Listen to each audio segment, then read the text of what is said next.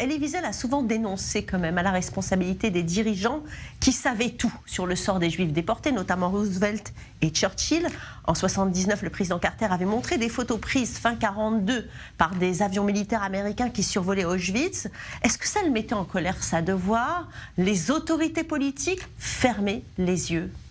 Alors, non seulement ça le mettait en colère, mais finalement, c'est la motivation première de l'écriture. Vous savez que La Nuit était initialement écrite en yiddish et s'appelait « Et le monde se taisait ». C'était un manuscrit assez violent et qui justement mettait l'accent sur la responsabilité de ce monde qui se taisait alors que des millions de juifs étaient dans les camps. Donc il y avait cette souffrance et cette volonté véritablement de crier ce cri d'injustice, et finalement ce sera Mauriac qui viendra et qui proposera en fait de faire de ce livre non pas seulement un plaidoyer mais simplement une sorte de docu-fiction, comme on dit, pour que même les non-juifs puissent comprendre ce qui s'était passé d'un point de vue de l'intérieur. Donc oui, la première réaction d'Elie Wiesel, c'était ce cri de rébellion face à l'injustice. Il l'aura jusqu'à la fin, comme je vous le disais, par rapport à toutes les minorités.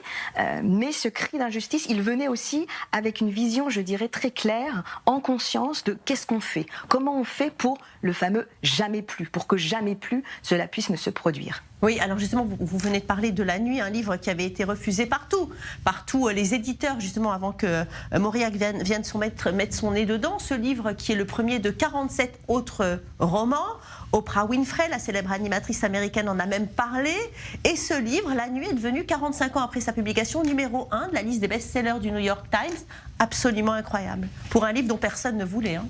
Alors, c'est un livre dont personne ne voulait dans sa forme. C'est-à-dire qu'en fait, Et le monde se taisait, qui était la forme yiddishisante, de La Nuit, était, comme je vous le disais, véritablement ce cri d'injustice de cet homme juif qui avait perdu son père, sa mère, sa petite sœur.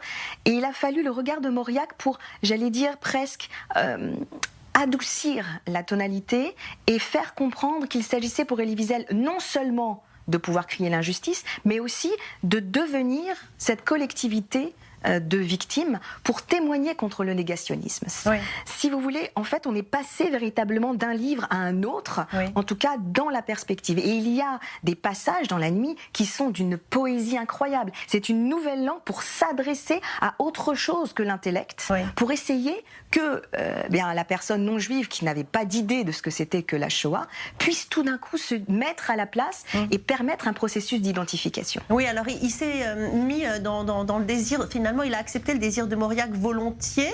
Il a compris que c'était une nécessité justement pour son livre, parce qu'il faut rappeler qu'il a été vendu quand même à 6 millions d'exemplaires en format poche. On a l'impression qu'il a trouvé le bon rythme, finalement la bonne écriture narrative, hein. Effectivement, il a trouvé le canal. Et d'une certaine manière, l'angle qu'il va accepter, cet angle de témoignage, oui, c'est un angle que la société à l'époque, tel que Mauriac le voulait, l'accepte. Ça a été d'ailleurs le but de la préface de Mauriac, qui parle quand même de vision christique du peuple juif lorsqu'il est dans un cadre sacrificiel tel que la Shoah. Oui. Elie Wiesel reviendra dessus, mais c'est vrai qu'à l'époque, parler de la Shoah pour se faire accepter de la société française devait passer par là. Vous avez parfaitement raison. Il y a un canal qu'Elie Wiesel va accepter pour pouvoir toucher le plus grand nombre.